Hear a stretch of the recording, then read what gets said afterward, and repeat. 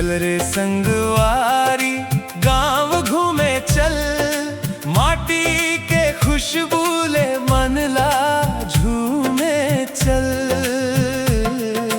रद्दा भले कच्चा मन हमर सच्चा, दुख में एक दूसर के हाथ धर चल।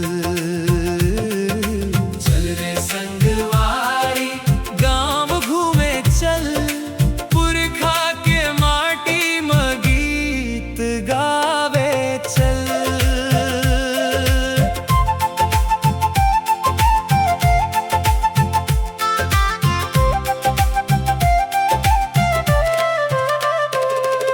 ददा के पसीना ले घर में चूल्हा जलते, दाई के माया ले अंगना में सुख बरसते।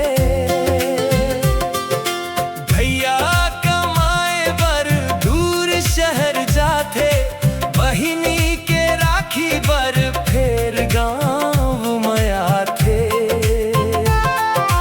रूठे त मनाबो हारे त उठाबो, अपन मन खेला कभू अकेला नहीं छोड़बो। चार पैसा कम होए फेर का गम है, संगवारी मन साथ रहे त जिंदगी में दम है।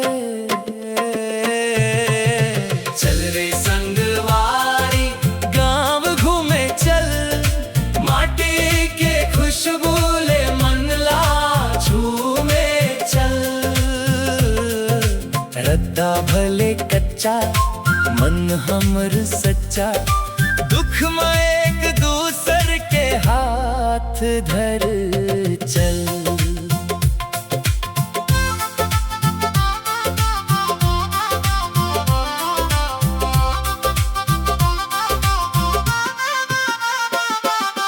गांव के तिहार में ढोल बाजे जोर, नाचा के रंग में नाचे जंगल के मोर।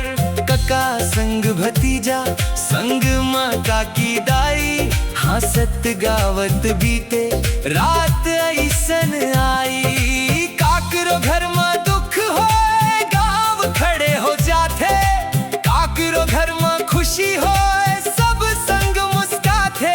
नहीं पूछे जात पात नहीं पूछे धनदारी, गाँव के अपनापन है सबसे बढ़ के भारी। शहर के चमक भले आँखिला भुलाए, मोर गाँव के माटी मन ला खींच के लाए। जतका दूर जाऊं यही याद आवे, गाँव के अपन मन के कभू नहीं भुलाए। चल रे संगवारी गाँव घूमे चल, माटी के खुशबू ले मन ला झूमे चल। रद्दा भले कच्चा मन हमर सच्चा, सुख दुख में एक संग हंसत गावत चल। चल रे संगवारी हाथ में हाथ धर, गाँव के ये मयाला रख ले दिल में भर। दुनिया घूम आहू बाती ही रही, मोर गाँव जैसन माया कहीं नहीं।